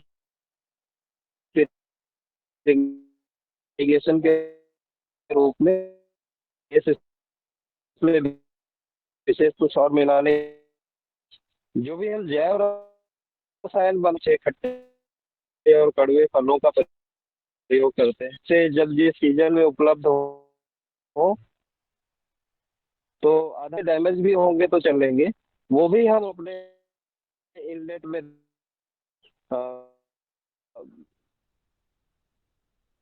विटामिन्स मिनरल्स और वो हमारे शरीर में आ जाते हैं। तो डिपेंड हम पे करता है हम कितना गुण पाएंगे। इसके लिए हम उसमें इनपुट का हुआ चूल्हे पे पका हो, उसमें कुछ विशेष और ध्यान रखना है। तो अब बात आगे आती है कि कैसे इसको लोग एरिया में, तो उसके लिए भाई साहब जो ड्रिप लाइन हो रहा लगभग 1.5 से 2 इंच का मोटा आच्छादन होता है अपने बायोमास का। वो धान की पराली हो अवशेष हो सकते हैं, और ये तभी संभव है जब हम मोनोकल्चर सिस्टम, थोड़ा पैटर्न क्रॉपिंग और मिक्स क्रॉपिंग और थोड़ा बागवानी, कुछ सब्जी, इन सब से बहुत सारा बायोमास हमारा ला देते हैं या खेत की मेड़ के बाहर फेंक देते हैं। खेत के बाहर नहीं फेंकना है, जड़ों की कक्षा में उसका अच्छा उस पर ड्रिप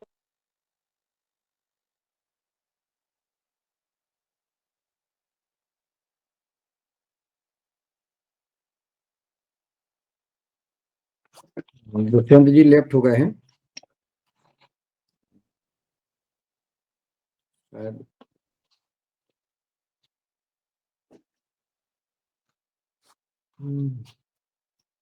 दुष्यंत जी का या तो मोबाइल बैटरी डिस्चार्ज हो गई होगी तो एक बार फोन लगा देती हूँ जी।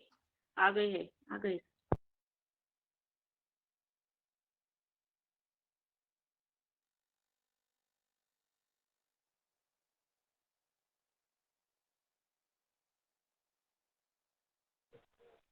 हेलो हाँ जी जी जी जी, जी, आवाज आ रही है? हाँ आ रही, आ रही। हाँ जी, बिल्कुल।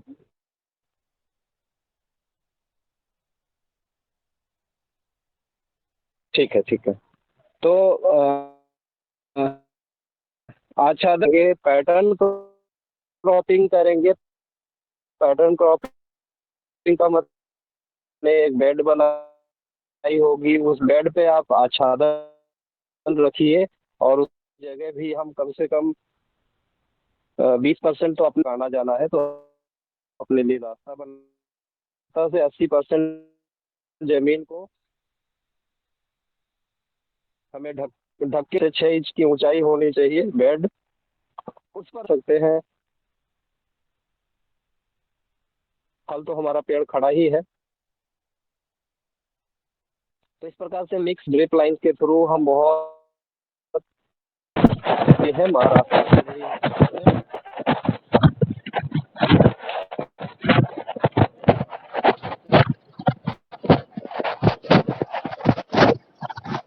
तो वो ऐसे कर रहे हैं खेती, नहीं है एमपी में है, तो धान अपना फ्लड में कर लेते हैं, बारिश भी। दुष्यंत सिंह जी, थोड़ी जगह और चेंज कर लीजिए, आपकी आवाज थोड़ी और कट रही है। जी, कहीं एक जगह पर बैठ जाइए, नहीं तो फिर। हाँ, अब ठीक है? हाँ, अब आ रही है। नहीं, मैं तो बैठा ही था अभी। जी जी, जी, अब आ रही है। अब ठीक है आवाज? बिल्कुल बिल्कुल, चलिए, अब आ रही है। तो प्रश्न का उत्तर है या अभी इसमें कुछ और प्रश्न है? जी दुबे सर, आपका समाधान हुआ? जी, तो हमने बता दिया कि ड्रिप लाइन से कुछ वो सुनाई अपना आया, कुछ सुनाई नहीं आया, ठीक है। बाकी लोगों को पूछने दो। ओके। जी जी, धन्यवाद। आदरणीय प्रदीप वर्मा जी ने हैंड राइज किया है। जी जी, स्वागत है आपका भाई साहब। जी, मैं ये पूछ रहा था कि आप बता रहे हैं कि रबर और प्लास्टिक से बना हुआ है, तो चूहे से कैसे इसको बचा सकते हैं? ये तो चूहे तो कभी भी काट देंगे, क्योंकि जहाँ खेती होती है वहाँ चूहे तो होते ही होते हैं।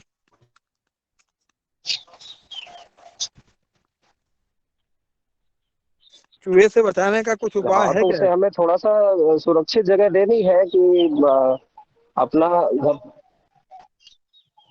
अब चूहे से बचाने का इन जनरल तो ऐसी अभी कोई समस्या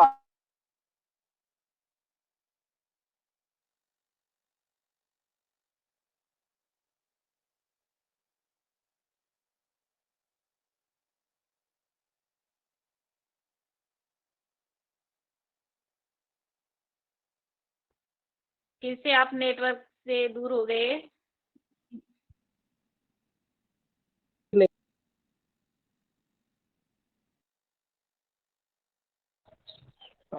अब ठीक है? हाँ, अब आ रही है। हेलो जी जी, आ रही है।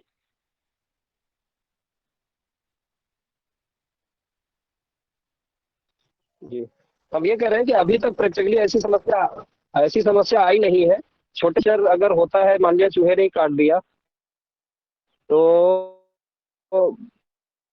फिर उसको वो पंचर जैसे नॉर्मल हम रबर ट्यूब का पंचर बनाते, लेसन अप्लाई करके आप उस पंचर को बना सकते हैं। तो फिर है उसको थोड़ा सा फर्शनुमा बना ले और 6 इंच का ढाल दे दे आउटलेट की तरफ, तो ये एक परमानेंट उपाय हो जाएगा सरल, कि चूहे वहां से दूर रहेंगे।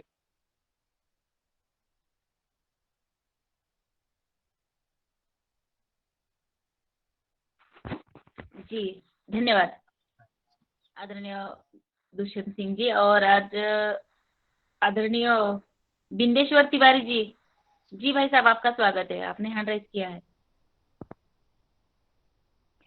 जी ओम, सबको नमस्कार। दूसरे से जानना चाह रहा हूँ कि मेरे पास बायोगैस प्लांट 20 केजी का लगा हुआ है। हेलो, आवाज जा रही है?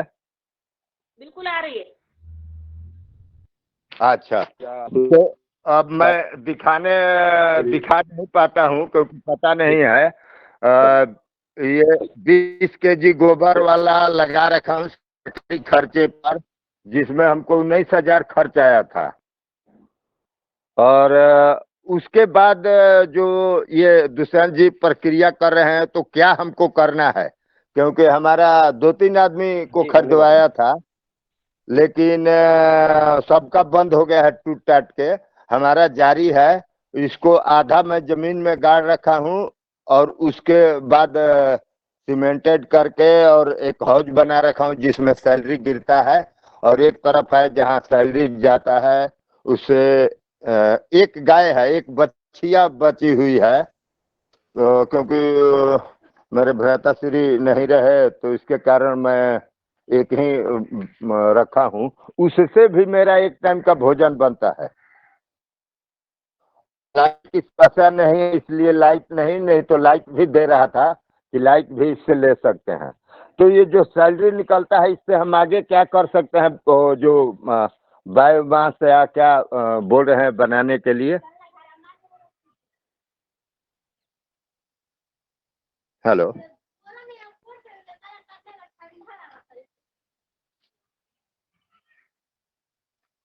जी दुष्यंत हेलो, सिंह जी,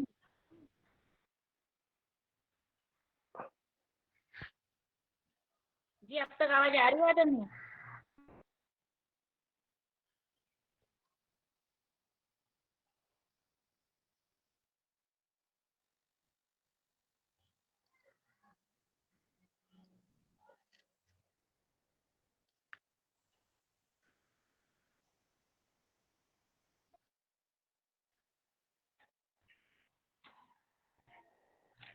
हेलो।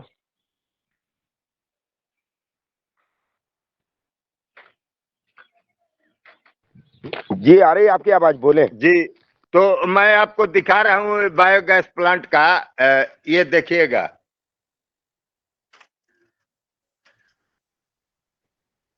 ये अभी गोबर सुबह घोला हूँ, उससे पानी निकल रहा है।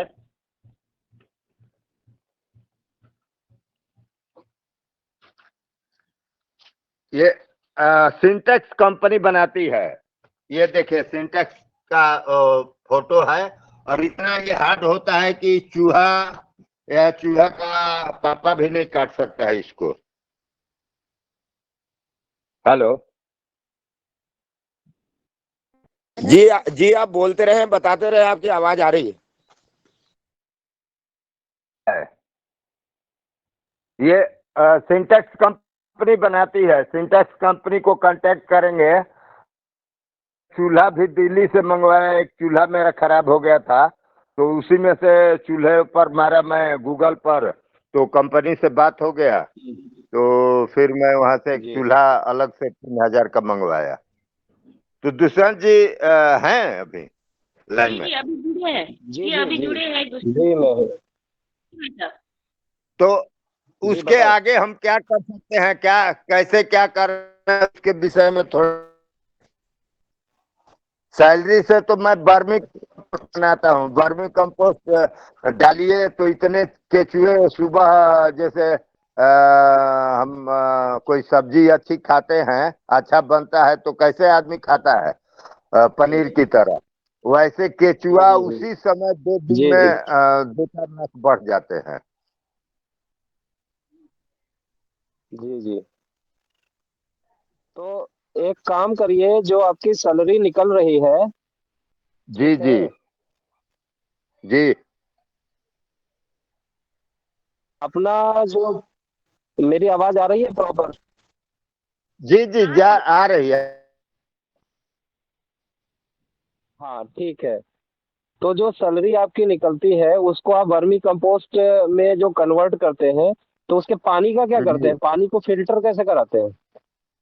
और पानी का उसका जो फिल्टर लाल ही नहीं पानी हो पा निकलता रहा है है मैंने, पानी उसी में हाँ, तो उसके लिए मैं, सूख जाता है, ठंडा गर्म हो हाँ सूख ठीक है, जाता है। मैं, कोई बात नहीं, मैं उसका एक उपाय बताता हूँ आपको। जी जी आप ये जो 200 लीटर के ये ड्रम होते हैं ना, बैरल, रखा हूँ इनको वो भी ड्रम भी। चार पांच, हाँ ठीक है, ये जो 4-5 बैरल हैं, इनको आप बीचों बीच से ऐसे वर्टिकल काट दीजिए। अच्छा ठीक है, हाँ हाँ और लगभग 2 फीट की हाइट का एक ऐसा स्टैंड बनाइए, लोहे का ढांचा, जिस पर आप, हाँ हाँ जैसे आपने देखा होगा गौशालाओं में ड्रम को काट करके गाय को खिलाने का वो बनाते हैं ना पात्र, हाँ हाँ समझ वैसा रहा ही हूँ आपको जी इसको जी वर्टिकल बीचों बीच से काट, हाँ, बीचों बीच से काट देना है। हाँ और इसके बॉटम साइड में हाँ आपको टैप लगाना है, छोटा सा टैप लगा देना है छेद करके, जिसे टोटी नुमा। और टोटी और लगा देना है। सभी ड्रमों में, हाँ, टोटी लगा करके उसका पाइप से कनेक्शन करके नीचे ऐसा कोई पात्र रख दीजिए, 50 लीटर का कोई डब्बा रख दीजिए, और इसमें ला करके आप जी सैलरी को डालिए, और सैलरी को हाँ हाँ एक दिन उसमें रहने दीजिए, थोड़ा सा इसमें पानी भी और ऊपर से डाल दीजिए। अब इसको हाँ टैप हाँ खोल करके धीरे से आप उसका जो लिक्विड फिल्टर्ड है, टैप के ऊपर आप थोड़ा जाली वाला कपड़ा भी या मच्छरदानी वाला वो पार्ट भी डाल सकते हैं, ताकि वो छन करके आए।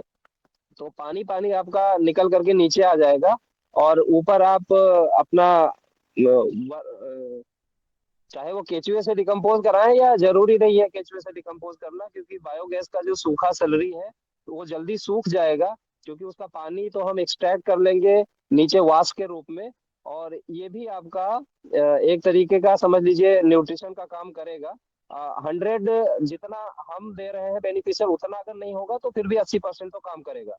तो उसको और बेहतर करने के लिए आप जो है अपना जो गोबर का इनलेट डालते हैं उसमें गुड़ की मात्रा बढ़ाते जाइए, और ये सारी चीजें आप भी अपने डाइजेस्टर टैंक में डालिए, क्योंकि उसमें भी तो एनारोबिक फर्मेंटेशन हो ही रहा है ना, तभी तो ये बायोगैस जनरेट होती है।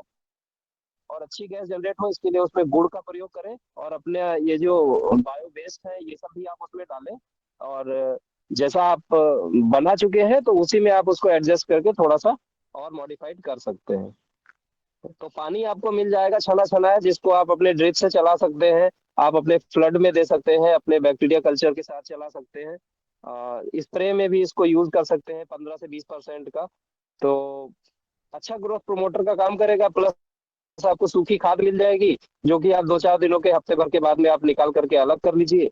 तो ऐसे कर सकते हैं। अब आपके पास कितना सैलरी निकलता है उसको कैसे आप ये करेंगे, उसके हिसाब से आप अपने पात्र आपको बनाने पड़ेंगे, ये है।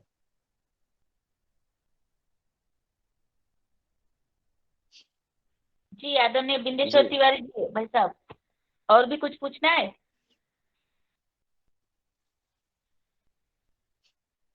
चलिए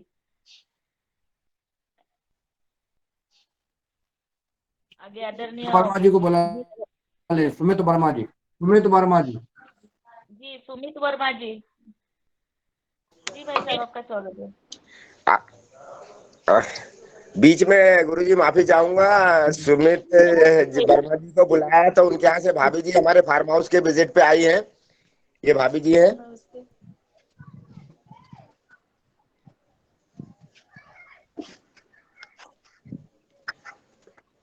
जी, कोई प्रश्न हो तो वीडियो पूछिए। खोले लगन लेना। ये सुमित वर्मा जी के यहाँ से भाभी जी हमारे फार्म हाउस की विजिट पे आई हैं, और उन्होंने पूरा कल से फ्रूटिंग एरिया और ये सब सारा विजिट किया। अब आज वो हमारे यहाँ निरखी जाने वाले हैं, हमारे गांव जाएंगे और वो वाला फार्म विजिट करेंगे, वो 5 एकड़ वाला। सुमित जी प्रकट होइए, कहाँ पे हो? जी जी जी नमस्ते। तो मैंने ये गोबर गैस वाला रामकृष्ण ट्रस्ट भुज में देखा था। वहां पर ये बहुत बड़ा ही बैग था, वो लगभग 4-5 हजार लीटर का रहा होगा वो। मतलब बड़ा सा डायनासोर जैसा दिखता है, मतलब नीचे सोया हुआ। तो हाँ, तो वो 6,000 लीटर की क्षमता का बैग भी है। वो 40x5 के जो पैरामीटर में है, वो लगभग जी 6,000 की जी। क्षमता वाला बैग है। और ये 20x5 वाला 3,000 की क्षमता वाला बैग है। 3,000 लीटर उसमें भरना अच्छा पड़ता है, अच्छा। उसकी क्षमता है जी। तो तो दोनों ये अवेलेबल जो है, दोनों कंपनी अवेलेबल है अच्छा अच्छा। तो जी। जो ये अभी रजिस्टर बनाते हैं, उन्होंने गोबर गैस मतलब खाना पकाने का उपयोग हो सके उसमें अभी रिसर्च नहीं किया है। स्वयं नहीं से नहीं, करना देखिए, पड़ेगा जुगाड़ ऐसा।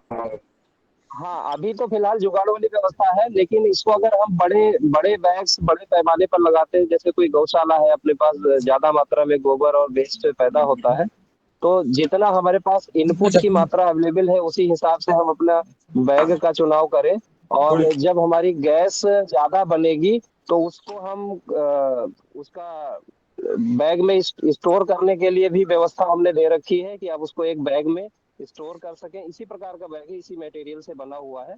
सारे 2-3 ट्यूब का कनेक्शन करके हम अपने बैग में स्टोर करा देंगे, और उस बैग से स्टोर्ड गैस को आप जब चाहे तब एक सिलेंडर के रूप में आप उसको निकाल करके यूज कर सकते हैं।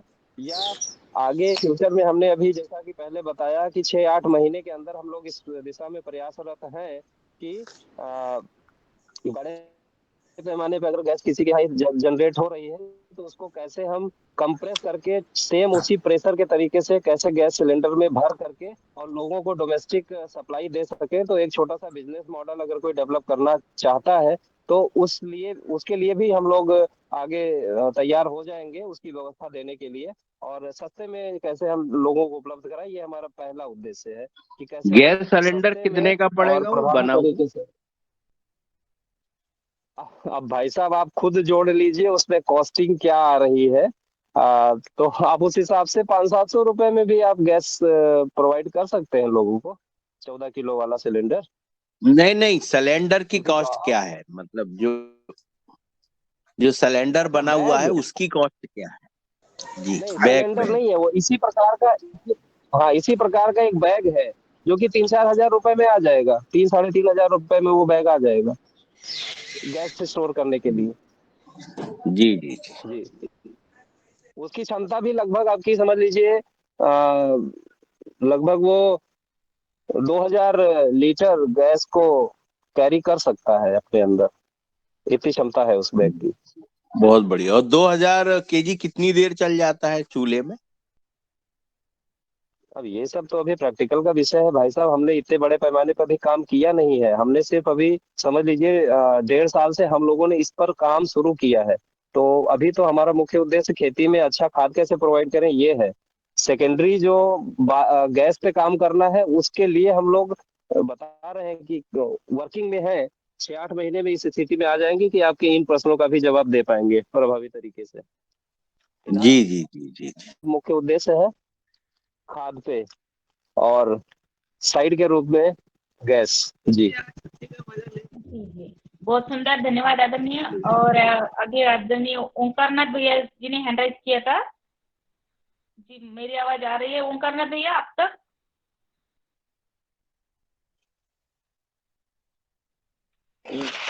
मिस सुमित वर्मा जी, मिसेस सुमित वर्मा जी से सम्मत करें। जी जी। हेलो, जोर से बोलिए थोड़ा। हेलो। आ रही है आवाज? आ ये रही है? आवाज आ रही है, आ रही है। हमको तो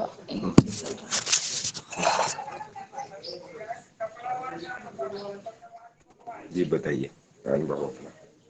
हेलो। थोड़ा हाँ जोर से बताइए, आवाज आ रही है आपकी। अच्छा, मुझे मेरा अनुभव बताना है। ऐसा ना आपका अनुभव। अभी तो मैं यहाँ पे कस्तूरी कृषि फार्म में विजिट करने के लिए आई हूँ। तो अभी यहाँ पे अलग अलग कुछ कुछ प्रोजेक्ट्स लिए हैं, वो हमने देखा। जैसे मछली फार्मिंग का है, बायोगैस का है। तो वो सारा देखा। फिर फूड प्लांटेशन भी बहुत सारी और बहुत सुंदर लग रही है कि काफी बड़ी हो गई है जो, और बहुत सारे गुआवा वगैरह ये ऐसे सब प्लांटेशन उसमें फ्रूटिंग आने लग गई है। तो वो सब देखा मैंने, तो देख के बहुत अच्छा लग रहा है। और जगह भी ऐसी है कि मतलब तालाब है और पेड़ पौधे इतने लगे हुए हैं, तो वो सब देख के बहुत अच्छा लग रहा है ऐसा। और अलग से अच्छा, इतना अच्छा फीलिंग आ रहा है कि यहीं पे रह जाए ऐसा। और यहाँ पे कंस्ट्रक्शन वगैरह का भी काम चल रहा है, तो जो घर वगैरह बन रहे हैं वो सब, और जो पॉली हाउस वाला है वो स्ट्रक्चर भी काफी अच्छा है। और यहाँ पे मैनमेड भैया ने अपने हाथों से जो वो फ्लाई ट्रैप वगैरह और इंसेक्ट ट्रैप वगैरह जो बनाया है वो भी काफी इनोवेटिव है। जी जी।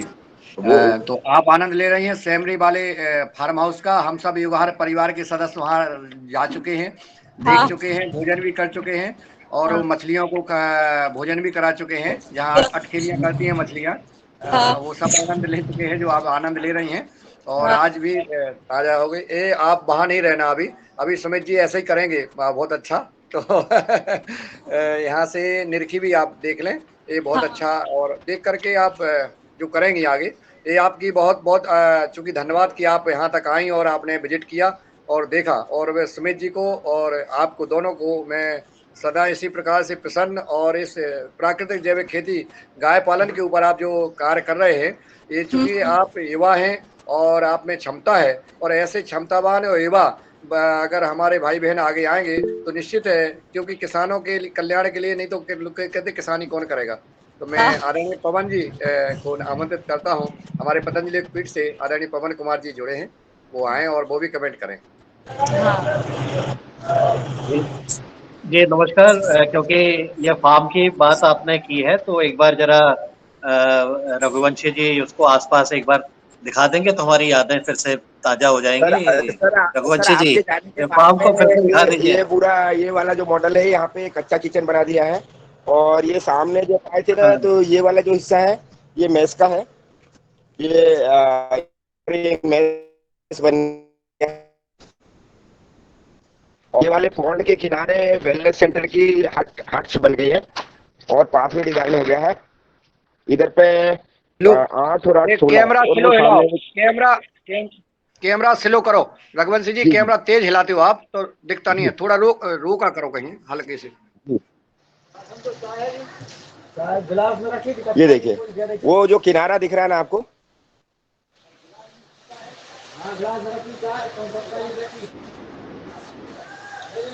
ये तालाब के किनारे के ऊपर वो हट्स बनाई है। तो 16 हट्स उधर हैं और बीच में योगा हॉल बनाया है योग करने के लिए उधर पे। तो योगा हॉल है, योगा हॉल के बाद में उधर एक स्विमिंग पूल अलग से है। और वहां सामने जो पॉन्ड के फ्रंट एरिया आप देख रहे हैं, उसके ऊपर 8 कॉटेज और हैं। तो इस तरीके से ये अभी मार्च तक इसका टोटल फिनिशिंग हो जाएगा। और वो 150 गाय की गौशाला है, वो सामने वहां जा रही है। वो जो आप पहले देख के आए थे ना गौशाला, वो उधर शिफ्ट हो रही है आगे। और ये ट्रेनिंग हॉल जो अपने किसानों के लिए, ये तो हमने कच्चा किचन सिट आउट बैठने के लिए बनाया है।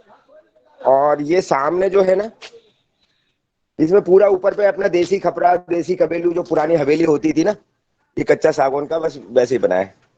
और ये इधर पे जो है वो उधर पे वहां ट्रेनिंग हॉल है। ये पीछे वाला वो वाला सेक्शन, और ये बीच वाला बैंकेट हॉल और मेस है। और एक बहुत सुंदर मैं आपको दिखाता हूँ, वो अभी गणेश जी का मंदिर बनाया है, जिसमें गणेश जी के सब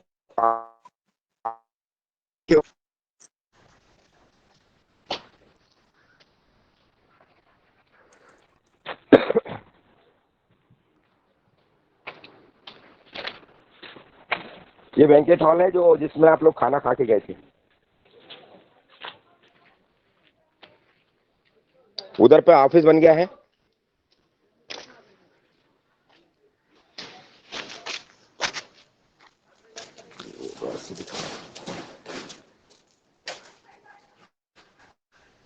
ये इधर पे ऑर्गेनिक का जो भी डील होगा उसका ऑफिस बन गया है। और ये मेस का एक गेट यहाँ से है, ये सामने से।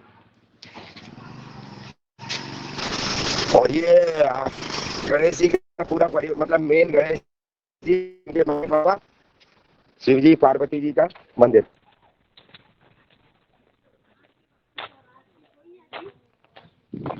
ये ऊपर गणेश जी हैं, कार्तिकेय जी हैं टॉप पे। हाँ बिटिया उसको उठा ला तुम, बिटिया सोएगी। ये देखिए ये भव्य मंदिर बना है, गणपति जी का मंदिर है। और वो बीच में जो पॉन्ड है उसका भी मैं बताता हूँ आपको। तो इसमें आपको अंदर जब जब देखेंगे आप तो ये ईशान कोण में बना, सूर्य की रोशनी सीधी आती है इसके अंदर। सुबह सूर्योदय होता है तो सीधा गणेश जी के ऊपर ये सामने सिंहासन है, या व्हाइट कलर के गणेश जी आ रहे हैं। और पूरा साउथ के पैटर्न पे बनाया है इसको। और ये गणेश जी की अलग अलग मुद्राएं की मूर्ति यहाँ पर स्थापित किए हैं। पेड़ और दिखा दो जो पेड़ लगाए थे आदरणीय पवन जी के जन्मदिन पर। जी जी,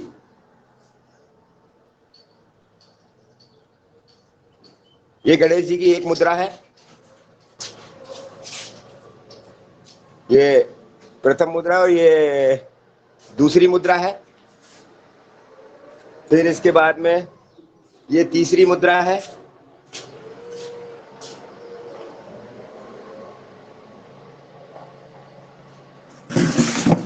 ये चौथी मुद्रा है, इसमें चूहे के साथ में है।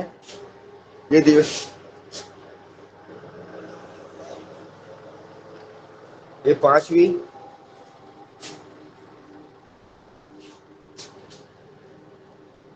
फिर इसके बाद में ये छठी मुद्रा में गणेश जी। फिर ये सातवीं,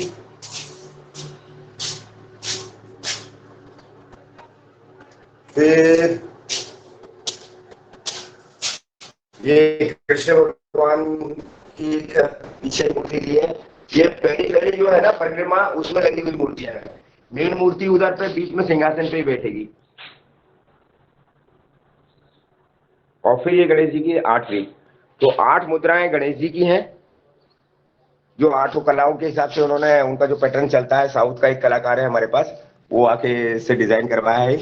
और ये मंदिर बहुत खूबसूरत है। इसके बाद में अभी हमने जो आप पॉन्ड देख के गए थे ना, उसमें कुछ एरिया एक्सटेंड कर दिया है। ये सामने मंदिर के ठीक सामने थोड़ी शिफ्टिंग की है। ये पूरा कमल का वो बनाया है। इसमें सफेद कमल है, नीला है, पीला है, ये सभी प्रकार के कमल इसमें हमने ना ग्रो किए हैं। ये कमल के पुष्प आ रहे हैं बढ़िया।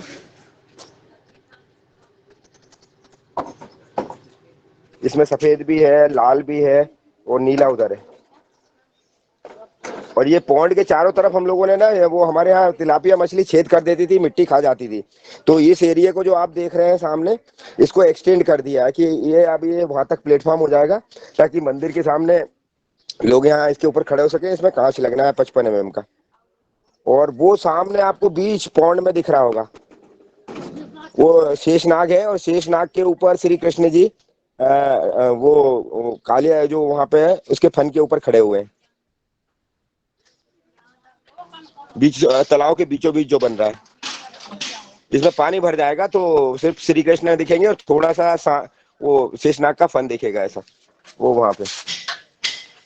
और ये जो सिट आउट जहाँ आप बैठे थे ना, इसको थोड़ा सा ऐसा कर दिया है, जहाँ आप लोग आए थे तो ये थोड़ा सा एक्सटेंड कर दिया आगे, 20 फीट आगे कर दिया। तो ये 20 बाई 20 400 स्क्वायर फीट का एक सामने मंदिर के फ्रंट में। और मंदिर के दर्शन आप यहाँ से करिए। अब ये देखिए ये बना हुआ है, आप आए थे तब से बहुत बढ़िया। और फिर वहां पे अभी वो कृष्ण जी जो सुदामा के उनके मित्र हैं, तो अभी एक गाय और 4-5 दोस्त उनके और बनने हैं, वो जो बीच में वहां किनारे पे। और इसके बाद में फिर हम इसमें पानी भरेंगे। और ये कमल के लिए वो मछली थोड़ी खा जाती है, तो हमने जीआई को यहाँ से पैटर्न करके अभी इसके बीच में भी कमल लगना है यहाँ, और उस तरफ भी ऐसे ही बनाया है। तो पानी जिस लेवल पे भरा रहेगा तो मछली अंदर नहीं आएगी, उसको डैमेज नहीं करेगी, ग्रास कार्प हो या कोई सी वैरायटी हो। और इसमें कमल ग्रो हो जाएंगे। और चारों तरफ 5-5 फीट पे हमने 2 फीट नीचे से केले की बाउंड्री डाली है, अगर आपको दिख रहा हो तो। ये रोड के नीचे एक क्यारी ली है, उसमें 5-5 फीट पे पूरे में केला है। तो इसके पत्ते काट के तालाब में डाल देते हैं तो वो उसकी फीडिंग भी हो जाती है और मछली का स्वास्थ्य सही रहता है।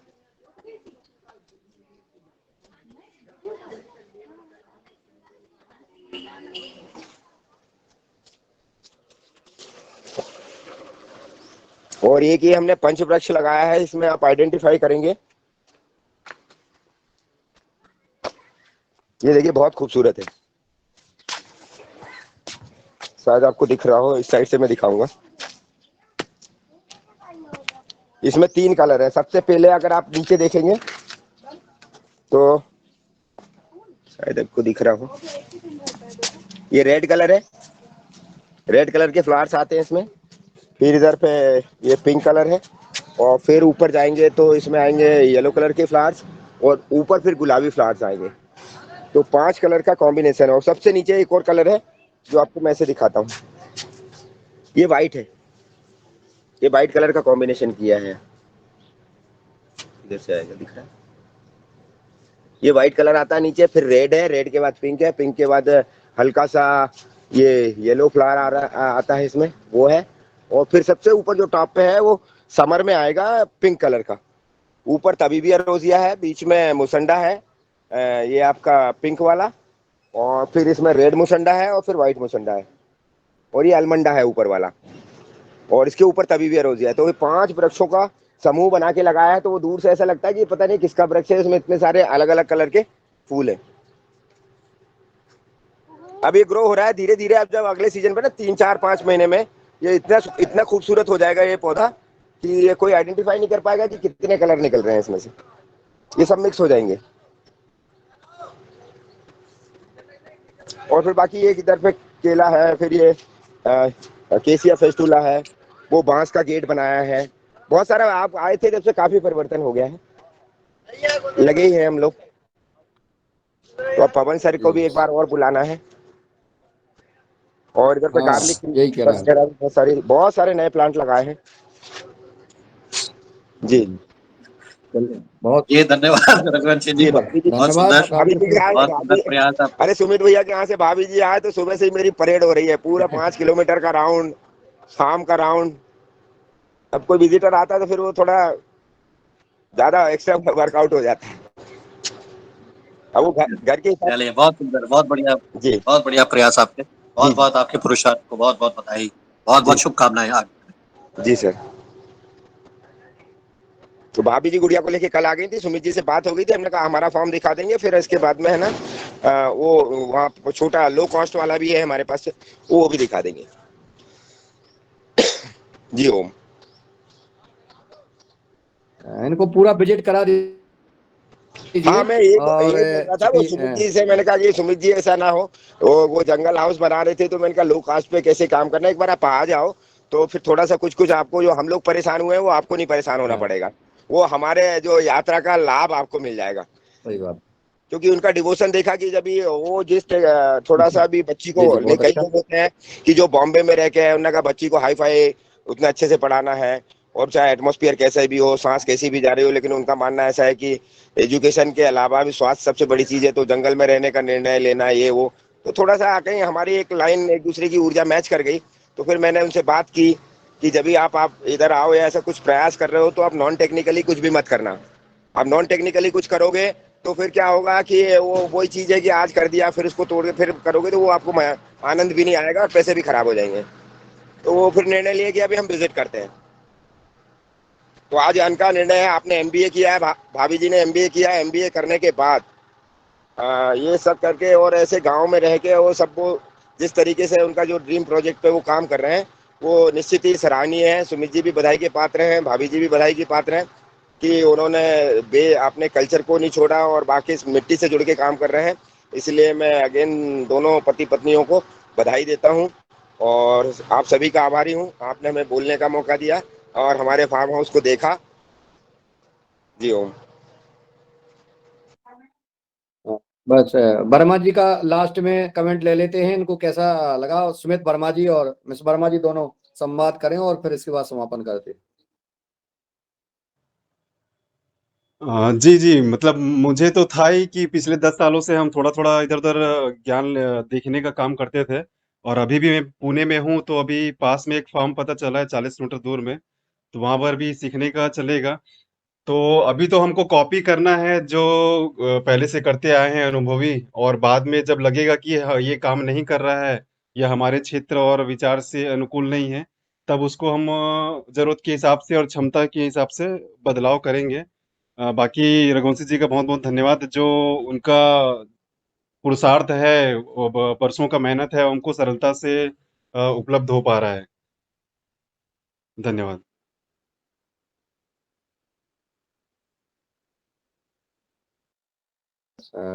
और आज बस लास्ट में आदरणीय रंजना जी